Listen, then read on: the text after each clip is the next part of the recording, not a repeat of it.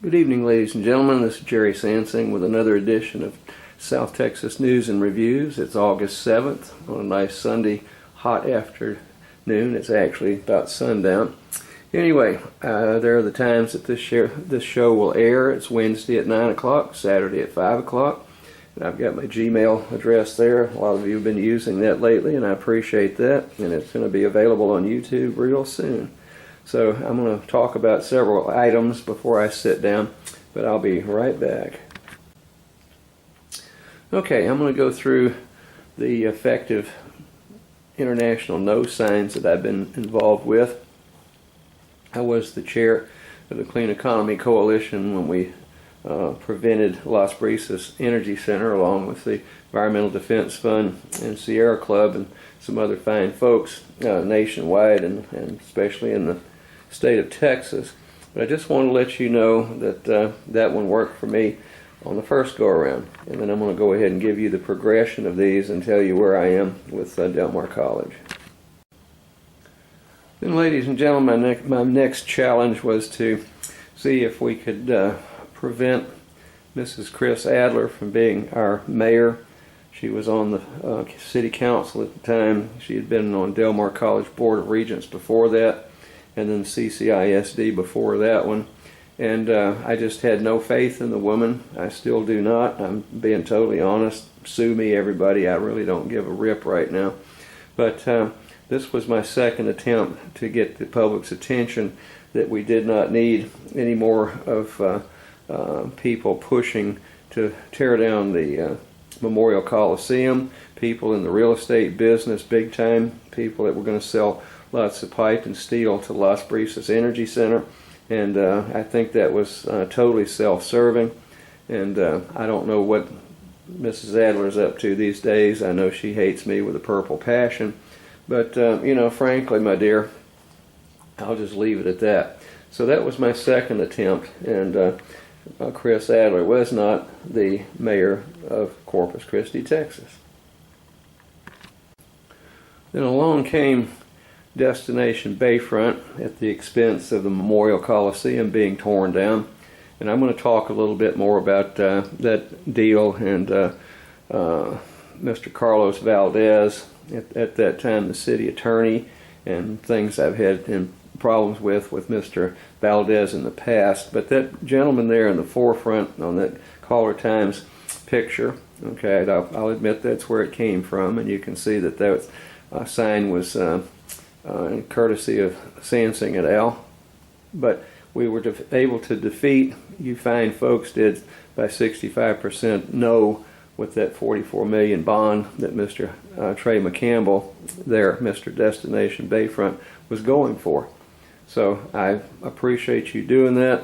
I'm sorry that that memorial to just under 400 U.S. veterans that perished in World War II, and they were from Nueces County, Texas. And that memorial was for them. It wasn't for the gratification of Mr. Trey McCampbell and some of these other people. I use that sparingly, okay, and cautiously, that wanted to tear that down for their own profit, along with Mayor Joe Adami and the real estate cartel at that time, the city council, several of which are still on there, and we need to, with the upcoming November 8th city council elections, I think we need to be educated as to what we want and what they've done. We've had some horrible problems with this city in the past few couple of years, actually. It's been long going. Anyway, I'll be right back. This one, ladies and gentlemen, is indicative of Mr. Carlos Valdez. He was a county attorney, I think, at one time, or county judge. And then he was the district attorney for Nueces County for, I think, 17 years. Then when he resigned from that and took up the position as the city attorney with all those people that wanted the Bayfront, or the Memorial Coliseum, torn down to develop the Destination Bayfront, along with his buddy not Carlos, but Trey McCampbell and a whole bunch of other people, the city in general with the city council, which was a real estate cartel. And Mr. Valdez was running this last time for the 13th Court of Appeals, which he has totally ignored in his past. And I'll go over that with you in detail. There's been a tragedy lately. He's been reappointed as the second in command with the district attorney's office downtown. And that stinks to me and stinks to high heaven, so I'm going to have a few words to say about that. But Carlos Valdez was not elected to the 13th Court of Appeals. And here's why. And you can see that paid for by Sansinng et al. Down at the bottom. And I know the man adores me. Anyway, I'll be right back. Okay, I'm back. Here's the no Mark Skurka sign. And, there again, it's paid for by Sansinng et al. And Mr. Skurka was up to his eyeballs in some shenanigans around here also. And I don't think he's fit to continue to be our district attorney. And you voters in the primaries just not a couple of months ago agreed with me, apparently. So Mr. Skurka now is not going to be continuing as our district attorney, and I think that's much to the satisfaction and applause by an awful lot of attorneys who reportedly and have been rumored to be, strictly rumor, I'm not saying it's fact, duped by Mr. Skurka as defense attorneys. But anyway, I'm sick and tired of it, and he did not get this one. So he and Carlos Valdez, I'm sure, just absolutely adore and love me. And again, frankly, Scarlett, I don't. You know the rest of that. Anyway, I'll be right back. Okay, here again is that photograph of Mr. Trey McCampbell with that horrified look on his face, or I guess it's more bewilderment that people don't want to vote for him. He is now the president of the Del Mar College Board of Regents. The Del Mar College Board of Regents is going to try to build a dynasty out on the south side of town by putting up a third campus. Lord knows how much that's going to cost us. It's been estimated at about $200 million to start with, and that's before change orders with all of these contractors, architects, and so forth. That's the way they make fortunes on taxpayer money and projects like the Del Mar College South Side campus.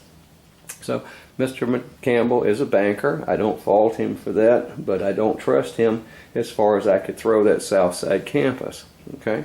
Nor all of the architects and contractors and suppliers and so forth that would be involved in that. We've been burned as Del Mar College taxpayers more than once. Things go wrong with some of the construction, and then we go in for change orders, and we actually had a big air conditioning company around here that kept low bidding stuff at Del Mar College. And then I found out that the man had a boat down there in Brownsville, beautiful, a real expensive offshore fishing boat for him to go personally out deep sea fishing. And the name of the boat was Change Order. Now, if that doesn't tell you what's going on around here, folks, then I don't know what it is. And again, I don't care what these people think of me personally. I'm a taxpayer. I've been bled to death. They want to bleed me some more, and I'll just be damned if I'm going to allow that to happen, as long as I'm still breathing. So anyway, I know it sounds harsh. I'm not trying to be. I'm just a totally honest person. And I'll be right back with some more information on this. I'm going to show you some interviews of Mr. McCampbell and some other Del Mar College people that was done by KRIS Channel 6 around here, and in particular Mr. Rick Spurl. Okay? I'll be right back.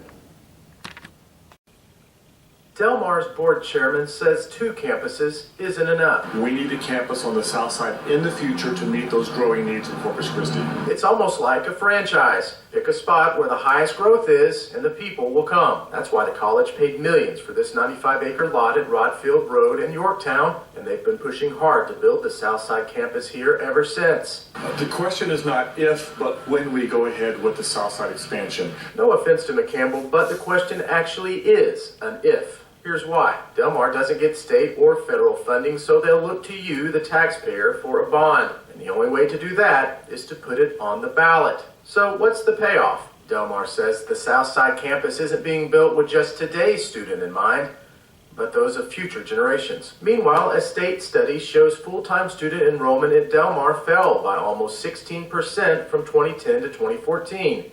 It projects that by 2025, full-time enrollment there will be 250 more than it is now. Not 250%, 250 more students, period. To put that into some perspective, Texas A&M University Corpus Christi is expected to double in size by 2025 to more than 20,000 students. And yet their expansion plans call for just having 2 campuses. Del Mar President Mark Escamilla says those enrollment numbers don't reflect reality. Del Mar serves 500,000 people, boasts 22,000 students today, and needs that third campus. To say we're going to stay at, flat numbers in 10 years or so from now is, I think is very, that's just not accurate. Okay, what is accurate then? In 2025, your population is going to be Well, more. Important note, voters approved a $157 million bond for Del Mar in November of 2014. The tax assessor tells me that loan raised property taxes by $25 per $100,000 in property value. Rick Spruill, 6 Investigates. 50,133. That's the enrollment figure Del Mar wants you to remember. But it turns out the term enrollment doesn't mean to them what it might mean to you or me. Del Mar has 2 main campuses and a couple of smaller ones, but they want another one on the south side. A campus they'll have to use your tax dollars to build. But how many students does Del Mar actually have right now? It's hard to say. Del Mar told the state it had almost 11,000 full-time students last fall. Still, the school claims 50,133 enrollments. Notice we didn't say students, we said enrollments. So 50,133 to a taxpayer, to a voter, is not 50,133 students. The credit students might be duplicated in a fall and a spring semester, so a credit student might be counted twice. It looks like Del Mar is adding up 2 years worth of full-time student enrollment numbers and then lumping them together with all those workforce training programs, which, by the way, the state doesn't track. And that's how you take 11,000 students and swell it to more than 50,000 enrollments. When you multiply a student by the number of times that student enrolls, is that a real number? That's one student. That represents the total number of enrollments Del Mar College delivered in 2014 and 2015, including the semester credit hour enrollments in what you would call a traditional university parallel class, plus all of the workforce training certifications. So, in short, you're asking taxpayers to vote based on the same student counted over and over again. Isn't that essentially the case? No, it's not. Well, then what is the case? I just explained it to you. Still confused, we defaulted to the numbers that Del Mar actually reports to the state. That's fall headcount enrollment. Last fall, Del Mar reported having about 10,800 students. That's about 1,500 less than they had 5 years ago and about 1,000 less than they had 10 years ago. But President Mark Escamilla says they've already beat the state's 10-year growth forecast and that we'd be inaccurate to suggest otherwise. Okay, what is accurate then? In 2025, your population is going to be Well, more.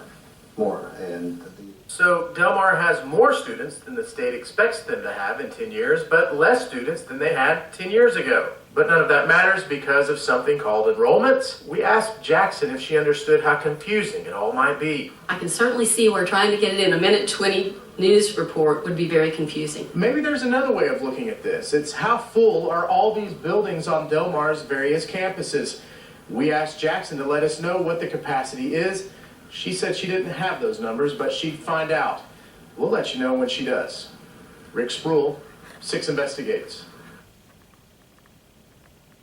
Del Mar's board chairman says 2 campuses isn't enough. We need a campus on the south side in the future to meet those growing needs in Corpus Christi. It's almost like a franchise. Pick a spot where the highest growth is and the people will come. That's why the college paid millions for this 95-acre lot at Rodfield Road in Yorktown, and they've been pushing hard to build the Southside campus here ever since. The question is not if, but when we go ahead with the south side expansion. No offense to McCampbell, but the question actually is an if. Here's why. Del Mar doesn't get... Okay, ladies and gentlemen, the light's on, camera's rolling. I'm going to go take my seat. I would like to say a few words about those beautiful pink flowers. I have a very, very dear friend of mine who is a person who enjoys pink Okay, a very precious person, April 23, and I'm going to dedicate this show to her. Anyway, I've got the camera going and the clock's going and so forth. I do want to say that in the beginning, I gave you the email address for me. Please stay in contact with me. It's gsansing@gmail.com, and we'll have this on YouTube soon. Now, this South Texas news and reviews I've done for a long number of years.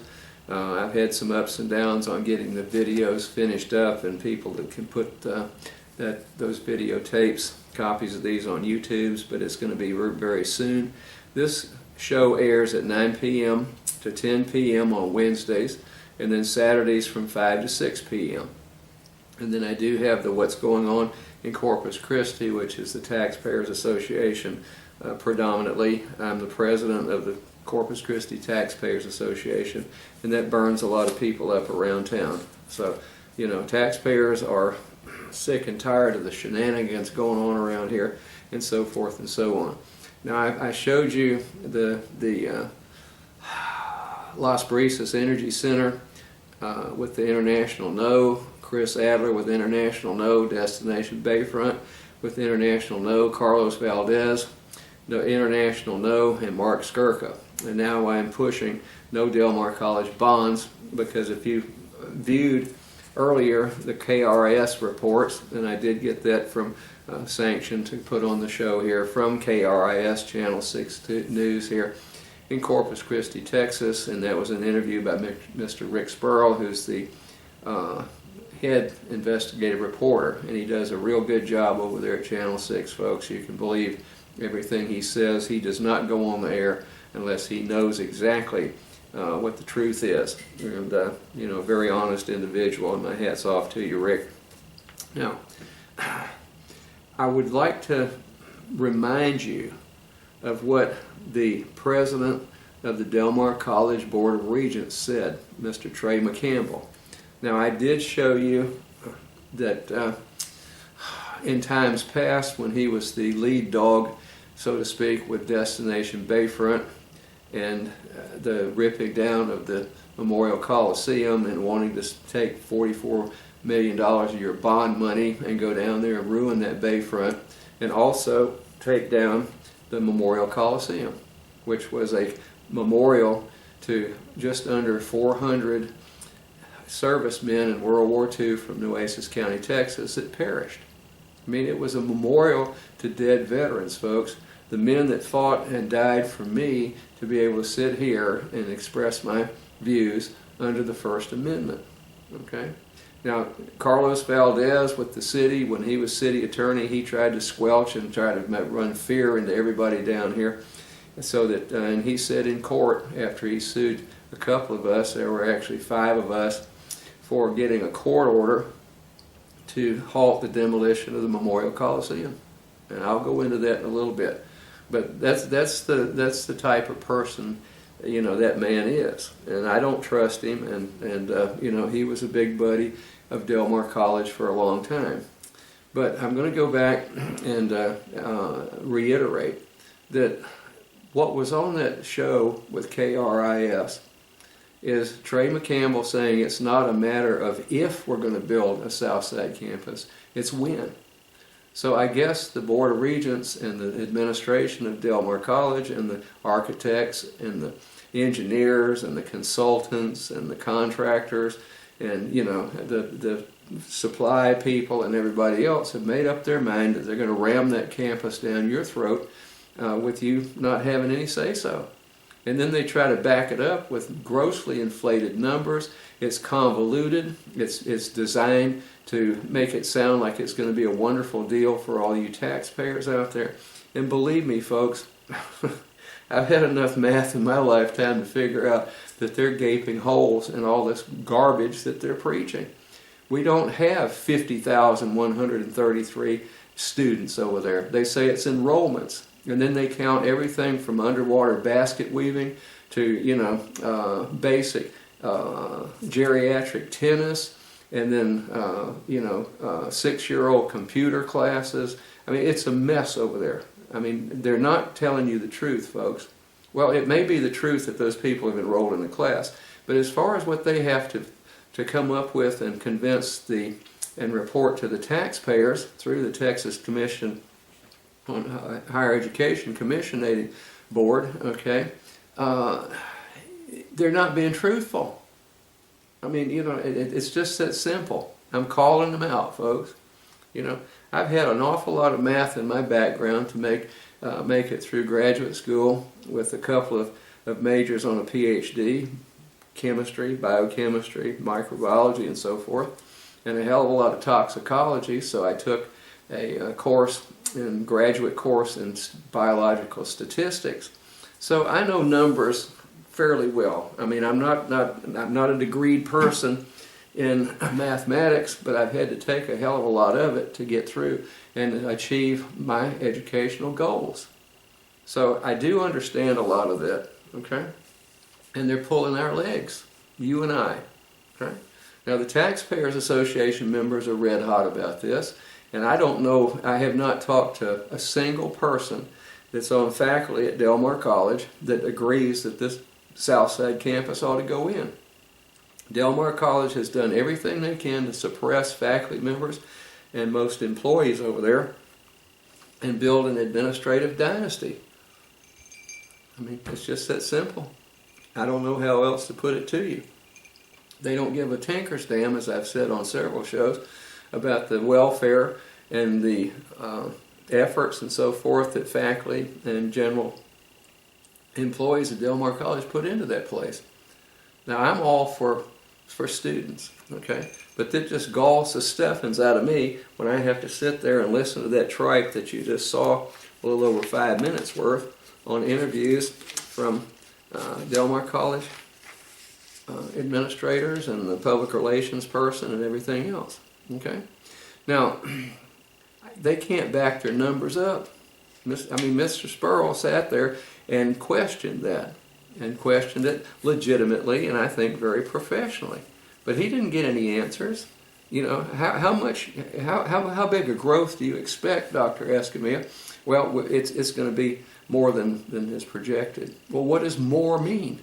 Okay? And then to come up with a number of 50,133 enrollments as if that's the number of students that you've serviced over there, that is real twisting of the facts, folks. That isn't going to fly with me. So I'll be back in just a few seconds. I'm back on the subject of Del Mar College Southside Campus. We've got a lot to talk about. Now, before I run out of time, I want to say that if you noticed, I did have a no Mark Skurka sign that was successful. Mark Skurka is no longer, after the end of the year, in January, I think, he's not up for and not in contention for being voted in again as the district attorney around here. And then Carlos Valdez was another sign. He was running for 13th Court of Appeals, and he didn't make it. You find folks out there said not no, but hell no. But I was flabbergasted yesterday. Today is the 7th on a Sunday. On Saturday's paper on August the 6th, it says, and it was kind of buried in the back, it has a picture of Carlos Valdez has had a lengthy career so far. He replaces Retha Cable. Okay? And the byline here is Skurka brings Valdez back. Former DA prosecuted Selena's killer. Folks, that's wonderful, okay? And I feel sorry for Selena. I was not a fan of that woman. I didn't care for that type of music. I'll be totally honest with you. I had no interest in it whatsoever. But as a human being, I do not like to see people shot down and killed by some cranky old lady, okay? But for everybody to think that Carlos Valdez, at that time the district attorney, was some superman, some super attorney, by prosecuting the lady that shot Selena. I mean, how difficult is it, ladies and gentlemen, think about this, to prosecute and have a person convicted It's standing there over a bloody, dead body with a smoking gun. I mean, how difficult is that? Okay? I mean, it just astounds me that we're holding Mr. Carlos Valdez up as some kind of a god because he prosecuted somebody that was obviously guilty as hell, and it didn't take a whole lot of effort to do it. I mean, I'm just being brutally honest with you. Okay? I feel sorry for Selena and her family, and it's a travesty. But for one man, Carlos Valdez, to think that he is some deity because he was able to prosecute that, wrote a book about it as if it's some big friggin' deal. And it's not. Okay? He did his job. Sort of. Okay. So here's what the article says. I'm just going to go ahead and read it for you. All right. Nueces County District Mark Skurka appointed his predecessor Carlos Valdez to first assistant, the number 2 prosecutor position. My question to you, Mark Skurka, is why? Okay? It stinks. Valdez, known for prosecuting Tejano star Selena's killer and for having a lengthy political career, replaces Retha Cable, who left the office to work in Clayburgh County District Attorney's Office. He was the district attorney for 17 years. And I'm going to discuss a few things about that, his tenure at 17 years. I was not impressed. Valdez has also been a county and city attorney. Last year he ran unsuccessfully for judge of County Court at Law number 4, and this year lost his bid for a justice spot on the 13th Court of Appeals. Okay? So, Mr. Skurka, why would you take a man that's lost that type of thing here with the voters and so forth and put that person back in to a taxpayer-paid job? Okay? Taxpayer-funded. Something stinks, buddy. Skurka lost the primary for re-election to Democrat Mark Gonzalez, who will face Republican James Gardner in the November election. Okay? So, what is it, Mr. Skurka? Is it sour grapes on the part of you two? I mean, what in the world is going on? You know, I mean, something's bad wrong with that appointment, and I'm just going to preach it, okay? Sue me, whatever you want to do. Valdez has tried to sue me before, and he lost that to the 13th Court of Appeals when they said, hey, buddy, you can't read your own contract, okay? And then he runs for the 13th Court of Appeals after ignoring them and expects voters to put him back into a position like that? I don't think so. Okay? All right. Now, here's what I wrote today. I was so enraged by that article yesterday, okay? And I said, this is my letter to the editor that I wrote today. We'll see if the Caller Times has the spine to publish this. And I sent it out at about 3 p.m. this afternoon. And the heading that I had was foul play. Okay? I am horrified and disgusted by the fact that District Attorney Mark Skurka has saddled the local taxpayers or tax-paying citizens with Mr. Carlos Valdez. And that's what you've done. You've strapped us again with a guy that just, I mean, I can't make any sense out of him. Well, I can, but I can't say it on the air. In the past, I've requested of Mr. Valdez, then District Attorney, that he investigate some irregularities in accounting practices at Del Mar College. I did that with a math professor, okay, who's retired. He indicated that he would not investigate white-collar crimes.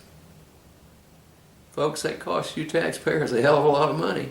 And they don't want to do that. They just want to go down there with all the, carnage and prosecute somebody for shooting a star, which is fine. But you need to investigate all crimes. Don't just single out what you want to take. And if your buddies are all white-collar individuals, then you don't want to touch them. Okay, anyway, I'll get back to it. In actuality, he was good friends with the Del Mar College accountant and a member of the Del Mar College Board of Regents. I could rehash that, but it's not worth the time. I'm just telling you that all of that the mathematician and I wanted to have done down there was just blown off because we don't investigate white-collar crimes. and he's buddies with the people that we were trying to have investigated. Okay? All right. Mr. Valdez, as city attorney, filed a lawsuit against me and 4 other local tax-paying citizens, and in parentheses, Friends of the Coliseum, for $65,000 plus, okay, and stated in court that he did so to prevent, and I put in parentheses, frighten the tax-paying city citizens from ever suing the city. In other words, he wanted to say, you know, if you sue the city, we're going to slam dunk you, buddy, if you ever go against us at all, like trying to protect and not have the Coliseum torn down. Okay, I'm going to go on. The 13th Court of Appeals did not agree with City Attorney Carlos Valdez. What a gentleman! Exclamation point. I requested an investigation by Mr. Mark Skurka into gross violations of my Texas Public Information Act rights by an attorney hired by Del Mar College to conduct an inquisition against me. That happened. I've got the court records on that, or at least I've got all of the verbiage in there, transcripts of what happened in that inquisition of me. Okay? The gentleman never responded to my request. Yes, I am the sponsor of the recent No Carlos Valdez and No Mark Skurka yard signs.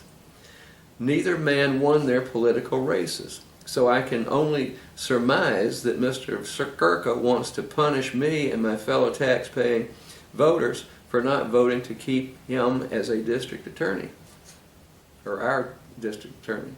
Again, Mr. Skurka, your action horrifies and disgusts me and many other tax-paying friends of mine. What a gentleman. Okay?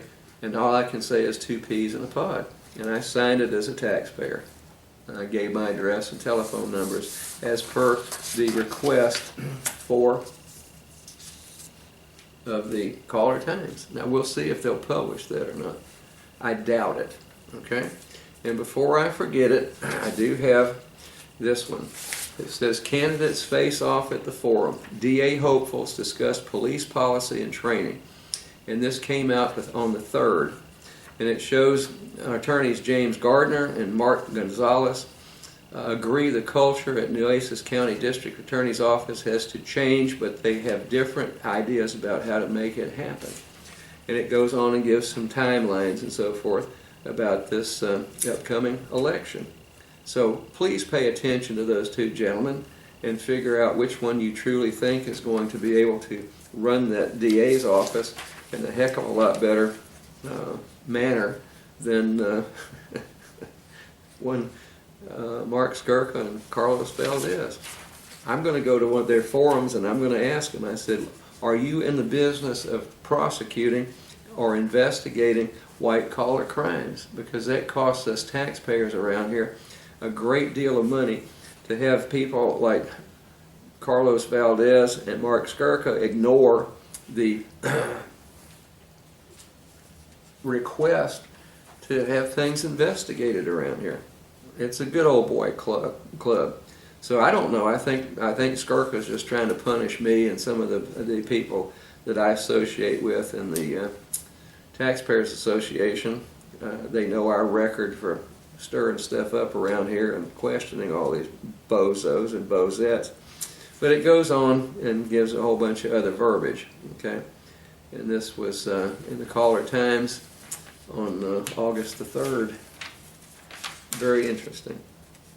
Okay, then I just want to say that Consumer Reports, I do take that, the August 2016 edition I just got. On the front of it, it says, I kind of ruined my life by going to college. It's by Jackie Croden, okay, 32, Portland, Oregon. And then under that it says 42 million people owe 1.3 trillion in student debt. How we made this mess, who's to blame, and what can you do about it? So if you go over to the newsstands, I think they do sell this at the bookstores and so forth and so on. Buy that Consumer Reports and find out the beating that a lot of students are taking, okay, when they borrow money to go, and then with this lousy economy these days, because politicians, as George Wallace said, shake us up in a gunny sack burlap bag, whatever you want to call it. He called it a gunny sack. Pull us out of the bag one time, one at a time by our ears, and there's not a dime's worth of difference between any of us. And I'm so disgusted with politicians right now, I could just regurgitate. Okay? Nothing's being done. Taxpayers are being duped. They're being lied to. They've been cheated on, and so forth and so on. There are very few people running for office these days that are honest. One of them is a good friend of mine. He's running for Del Mar College Board of Regents, and that's Ed Bennett. He's a certified public accountant, and he can go down and look at these numbers that the Del Mar College administration is throwing at the Board of Regents. None of them understands it. Now, Mr. Trey McCampbell should, and he is, I think, got a master's in business, MBA, and I don't know. I've tried to look him up to see if he is a CPA, certified public accountant. I cannot find that he ever passed that certification in the state of Texas. So, if I'm wrong, then, and Mr. McCampbell, if you keep an eye on this, and I'm sure that Claudia Jackson's going to make sure you see it, then please inform me and I'll correct that. I won't do the same thing that Miss Jackson did to Channel 6 when they said if your numbers are correct and we're out of order with this, please come down and we'll apologize on the air and you can set us straight. And her response to the Channel 6 people was no. Click. Bzzz. Okay. All right. So I would like to introduce Mr. Bennett. He's going to go back on public access, and he's going to. We're going to cut some shows together we did for a while when we were having trouble getting the accounting and so forth for our former vice president of business and finance, who never took an accounting class in his life and got us into some real binds. But here's Mr. Bennett's background: BBA Accounting, Master of Science in Accountancy from the University of Houston. Okay, and then here's his family. Jeanette Bennett, Dr. Jeanette Bennett, was PhD, Texas Women's University. She was the one that was dismissed because 3 students went over there and complained about her, and that one still ain't over. Okay, I mean, Del Mar College is despicable, folks, when it comes to treating faculty members. And then their children: Blair Bennett has a BA in Texas Tech University and a Master's in Education from Concordia. Erica Sample, that's Janelle's daughter by her first wife, Bachelor of Science degree from the United States Naval Academy. That takes some backbone and brains, folks. And then John Bennett, that is Ed's son. He's a junior at Texas Tech University, okay? And he's doing extremely well in his chosen field. So I'll give you more information, and I'll give you a reference to the show that I'm going to participate with Mr. Bennett. And, I won't belabor that this evening. Then there's a problem with universities and stuff, and let me just preface this by saying one thing. I was the oldest son of a very highly decorated, coming out of the World War II, Air Force fighter pilot. Okay? Got himself shot down. 90 days it took him to get out of German-occupied France, and he was loading up on an airplane to go to the Pacific and fly when they call that mess off. Okay? Now, he would have to leave for 13 months at a time, 2 years, and so forth and so on.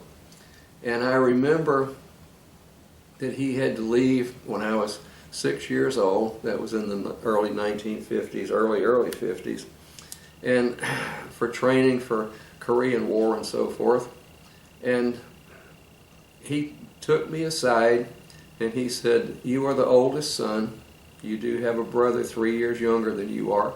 I'm not going to be home to take care of your mother because, bless her heart, I'm an Air Force fighter pilot. That's what I've committed my life to. Your mother backs me 110%.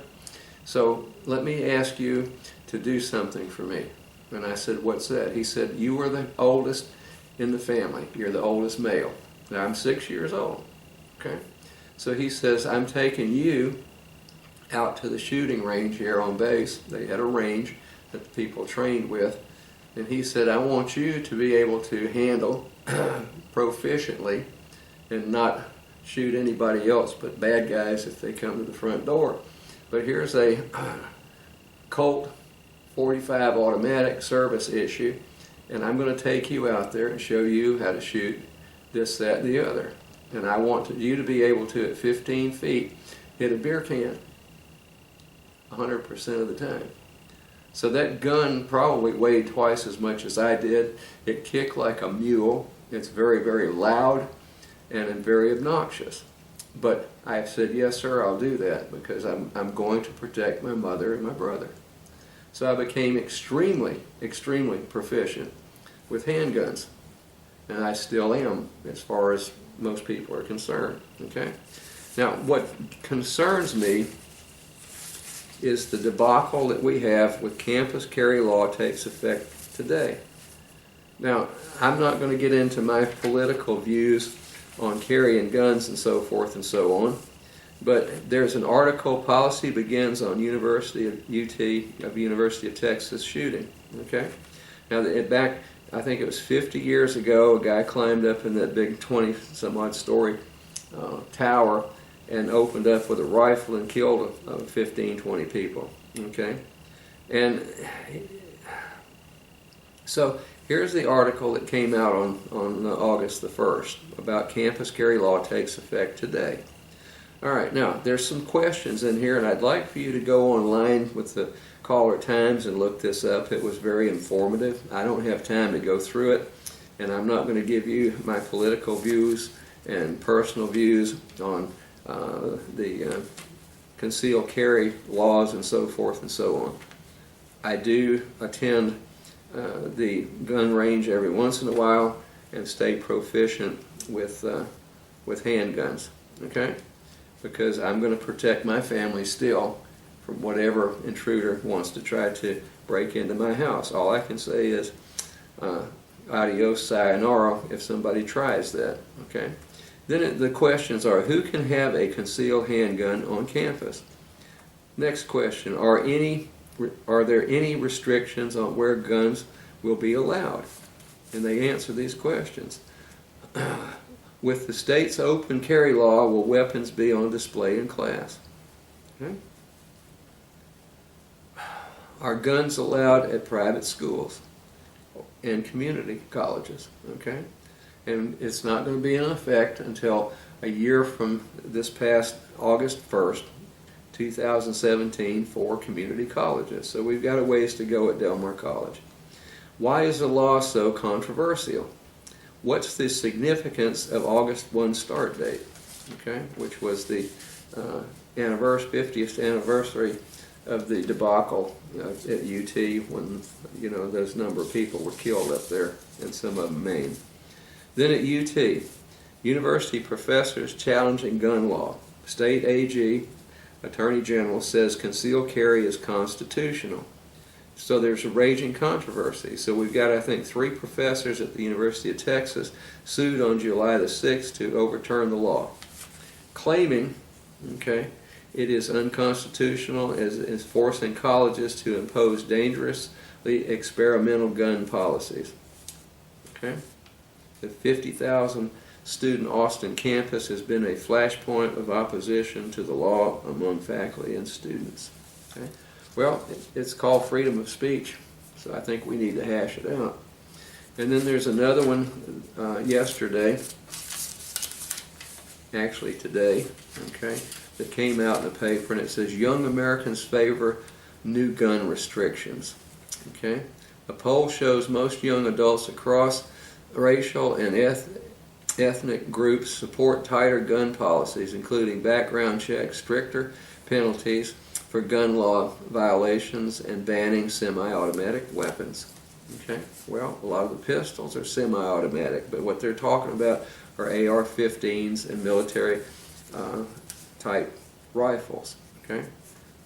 I don't need that, okay? I can protect my family just as it goes. So I'll keep you updated on the latest on these proposals for gun laws. Then we had a Board of Regents meetings, Del Mar College, at noon on Friday, July the 29th.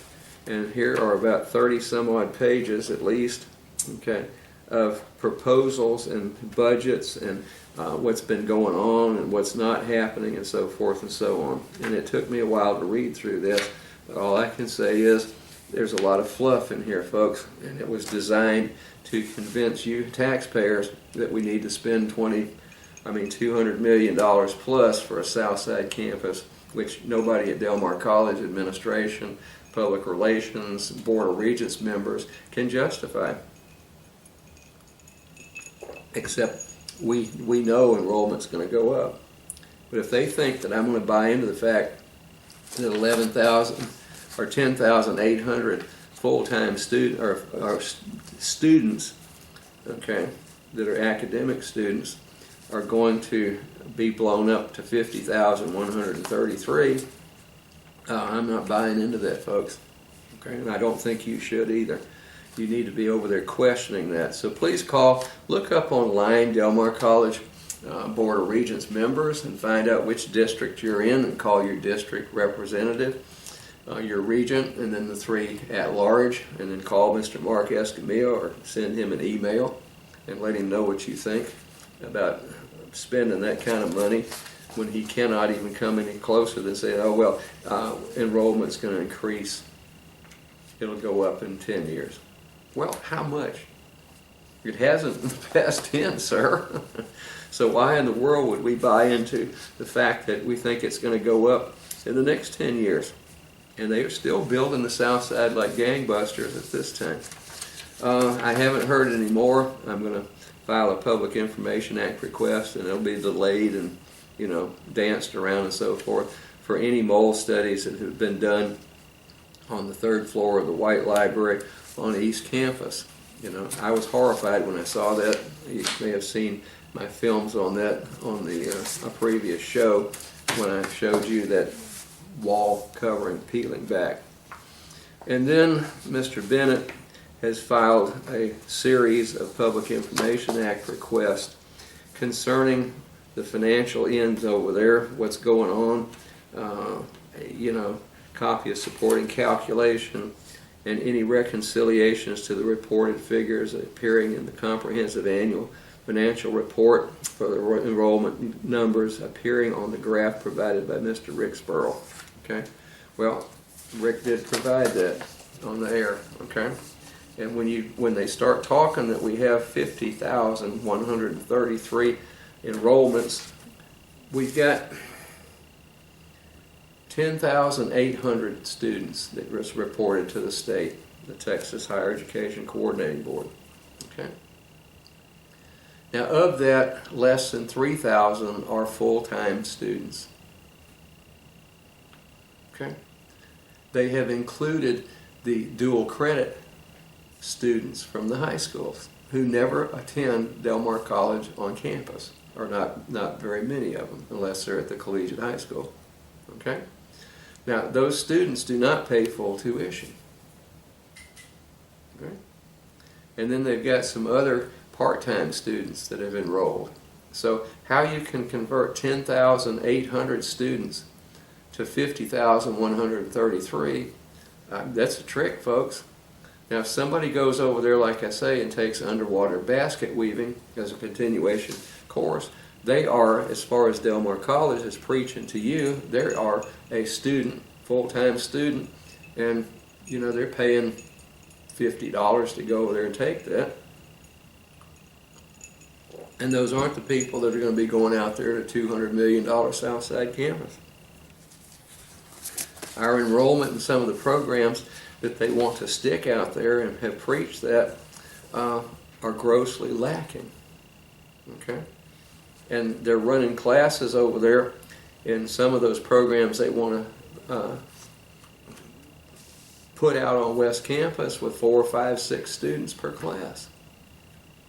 Okay? Now, I have 24, and the only reason I limit that after I had the new facility built in Garcia Science Building was safety. I used to run 36 people per class in microbiology. So if you've got 36 people transferring live bacterial cultures and fungal cultures in a laboratory, folks, that will give you a lot of gray hair, and you're looking at a bunch of gray hair, okay? It is dangerous. So when I built the new facility, I said I'm only going to take 24. And it looks like I'm going to have, my full load is 3 lecture classes with corresponding labs. I'm signed up for 6 this fall, okay? So I think I'm doing my job over there, but I get absolutely no help from Del Mar College administration. I just get flack. I get department chairs and deans lying about me. I get to, I get to try to have a hearing on that blather that they put out. I ask for the information I need to defend myself, and then the college spends a bunch of money on an outside attorney to come in, violate my rights under the Texas Public Information Act by asking me why I wanted that information. And then the AG's office, Attorney General's office, when they presented that to him, and when I did, I questioned that. They said no, they should give you that information. And then Del Mar College sues the Attorney General's office for $25,000 plus. It's what it cost them to withhold that information from me. And finally, the knuckleheads at the AG's office up there said, well, he has sued Del Mar before, and we can wiggle out on this technicality that is contemplated litigation. Sansinng's probably going to sue your ass again. And we'll see. All right, I'm going to drop it at that. It's despicable, folks. And that's your money. They say, oh, well, the insurance company will pay it. Well, who pays the premiums? It's the taxpayers. Okay, and then as far as the streets around here, they're still, disastrous. And then I'm going to preach a little bit more of this on the What's Going On in Corpus Christi Taxpayers Show. And this is Jack Gordy. He's my vice president of the Taxpayers Association. He's a former president and turned it over to me a while back. But anyway, what he's been trying to do is get information about the Southside campus. He's been over there. He was unceremoniously thrown out of the Board of Regents meeting, asked to have the security usher him out by Mr. Trey McCampbell, the president, because Mr. Trey McCampbell, as you saw in the film, really doesn't know, I don't think, what he's getting himself into and what he's getting the taxpayers into. He knows that he's going to make a lot of money for his banker buddies, architects, engineers, contractors, suppliers, and everything else. I'm sure that there's a former city council person and Del Mar College Board of Regents member and CCISD member, their board, that's going to make a whole bunch of money selling pipe and steel and other things for that $200 million Southside campus. Now what Mr. Gordy's done are 2 things lately. He's been trying to get the city to comply with Americans with Disabilities Act through the Department of Justice. Can't get that to happen, okay, because we have a new city attorney that's about at the same level as Mr. Carlos Valdez was and his predecessor. But Mr. Gordy's been trying to take care of that. I think I'm going to I have been inquiring of every veterans organization in the entire universe to come down here and take a look at what this city will not do to make it convenient and safe for the disabled to get around town, especially down there on Airline between McCardle and SPID. So, if you want that pain and agony, folks, just ignore us. And the palm trees, go by there, the Gulfway Shopping Center, and see how the top of those palm trees are pushing up into the power lines and the cable TV lines and telephone lines and all. And who's going to pay for that with the next big wind we have if it tears those things down? it's going to be the taxpayers. The city isn't going to claim anything. Okay? So, and then look at the roads, beating my car front to death. So I'm going to, by the end of this week, get a copy of and find out who the insurance carrier is for the city of Corpus Christi, and I'm going to file a massive suit against them and complaint about the having my front end of my car and my suspension system beat to hell because they can't smooth out a road.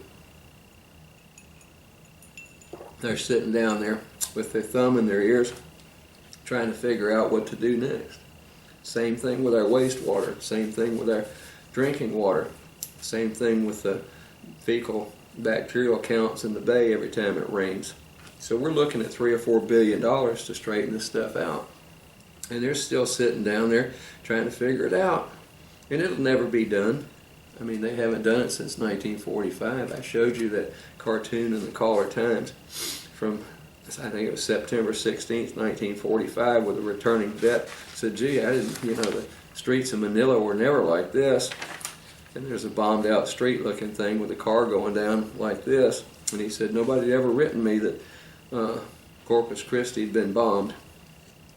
Anyway, another thing that Mr. Gordy's doing, and we are through the Taxpayers Association, there is a city ordinance that requires all homes and businesses to have the address numbers posted and visible from the street.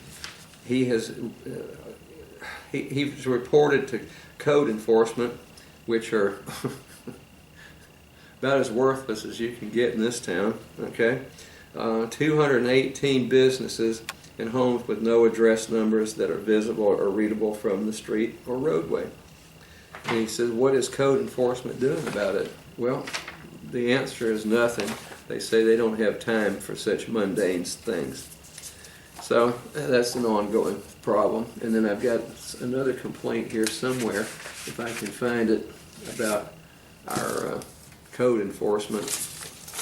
Okay. No, I guess I've misplaced. I've cut it out. It's just a little bitty one. I think I've misplaced it in the middle of the stack of stuff. And then he's requested of the city for information about that, and the Office of the City Secretary. This is a request for public information as being made according to Public Information Act. And he said, I'm requesting a copy of the city ordinances that require all buildings and so forth and so on. He was told that that was copyrighted material. He couldn't get it. And then finally, we rounded up a copy. And then I'm going to get started with how to outsmart a red light camera. I'm going to go with Mr. Helwig F. Vander Grinton of Houston and Houston Coalition Against Red Light Cameras. That's a sham and a scam around this place. It's horrible. Okay? And then I've got the streets to talk about, all these committees and stuff. And then I'll just end it. I've got 40 seconds. Pilot training coexists safely with wind turbines. This is from Phil P.K. Case. Is a former Navy instructor and evaluator pilot at NAS Corpus Christi and instructor pilot at Travis Air Force Base. He provides consultant expertise to military planners as well as aviation and renewable energy companies. He says that the wind farm out on out here on the Chapman Ranch is not going to affect anything going on as far as that's concerned. Well, I've eaten up about an hour here, 59 minutes of it, so I'm just going to go ahead and put the banner back up in a second. I appreciate you watching. I hope you'll call your city council people and board of regents members at Del Mar and county commissioners and raise unmitigated hell about their lack of interest in you.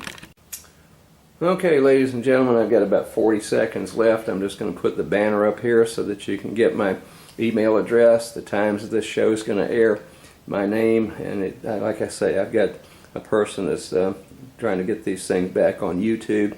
I had some problems there for a while, and time-wise and so forth, where I couldn't get it done. And a fabulous person that was doing the stuff for me had to cease. But I do want them on YouTube in case you don't have Grande or Time Warner. And I think they preach it's on AT&T now on channel 99, but I've not had anybody that can confirm that. So good night, and I'm going to let it play out.